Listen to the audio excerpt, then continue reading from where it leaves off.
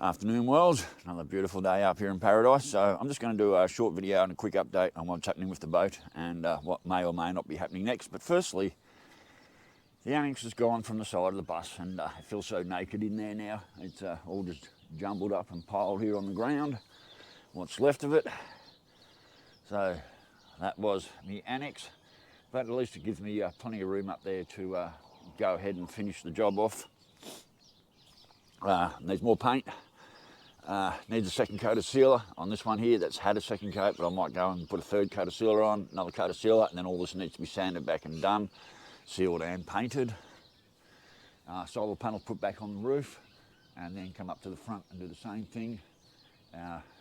Whether I remove that panel or not, or whether I just work around it, probably have to come off and get all the others fixed up.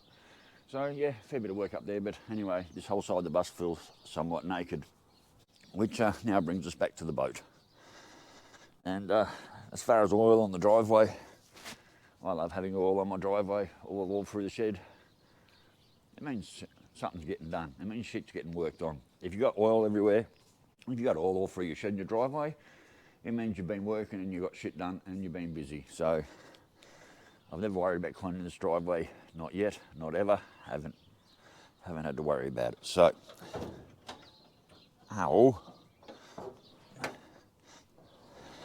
So what are we going to do with the boat? As I was saying yesterday, because I didn't give you a very clear shot of it, that's just a score. That's just a machine mark. That's not a crack or anything. That hasn't opened up. So old mate Stewie gave me a phone call yesterday and basically kindly reminded me that when I built this motor, because I refused to, I had the motor out, it was all in the shed on the stand and everything, and he basically told me, a mate of his who races engines and so forth, basically said, throw the 253 away, go for a 308. He says these 253 blocks aren't worth mucking around with. And he also said that I should be washing the motor out, which means 100% total strip down.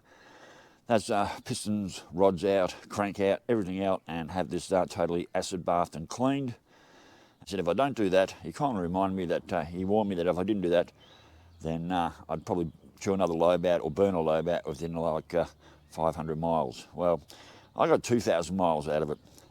But the thing is, which none of us are sure of, and I'm not sure of, this little rivet here. Let's get you into the light. This little rivet here that rattled out from underneath the inlet manifold. I don't see any chomp or wear marks on it that looks like it's gone in somewhere.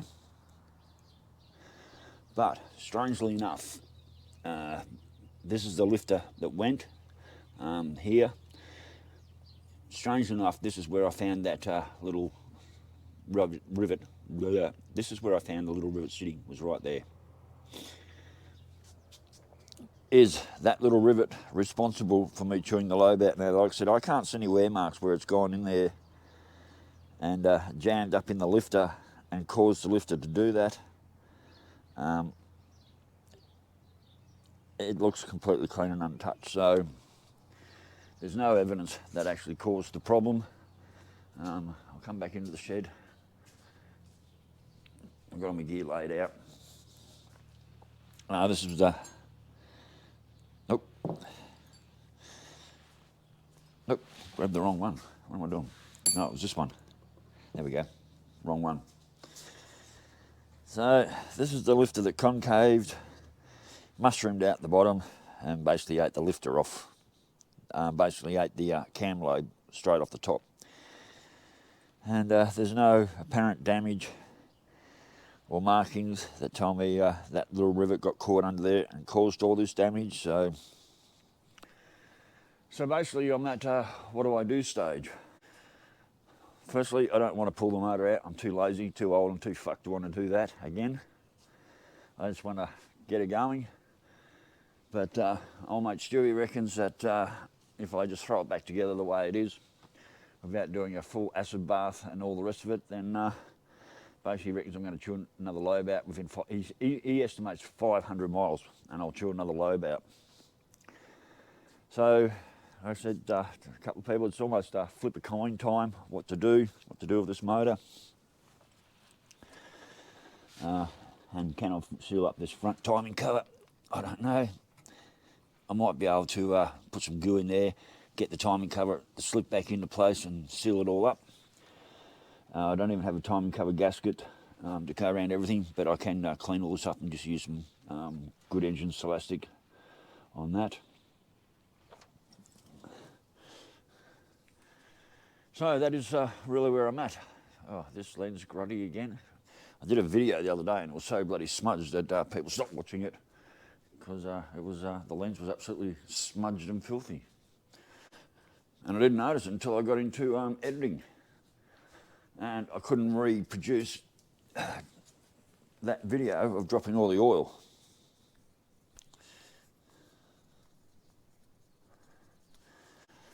So, rightio worlds, it's I can't make a decision just yet. Like I said, I'm too old and fucked to want to be pulling this motor out and stripping it 100% down. Plus, I've got no way of getting it shipped up to wherever it needs to go to have it acid bath and have it acid bath and properly cleaned.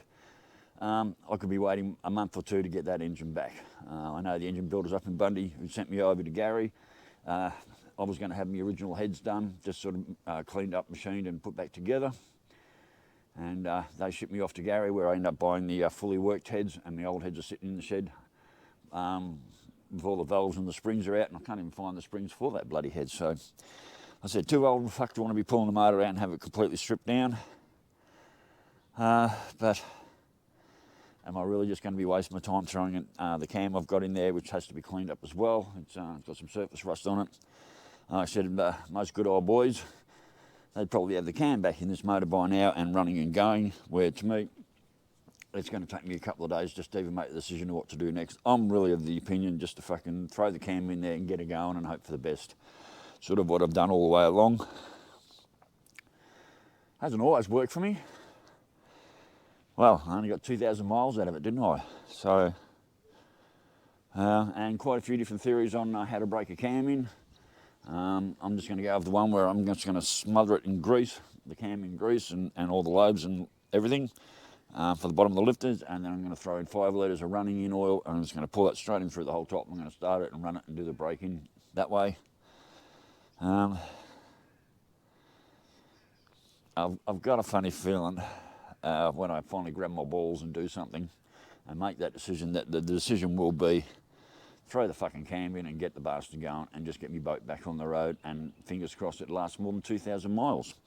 Or in Stewie's prediction, 500 miles. He reckons 500 miles, that load will, another load will go again. So anyway, worlds,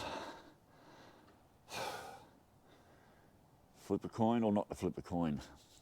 Reinstall or fully excavate? Or maybe just look around for a nice 308 to drop straight in there. I don't fucking know right now. Thank you for all the comments, I really appreciate it. And catch you later. Bye.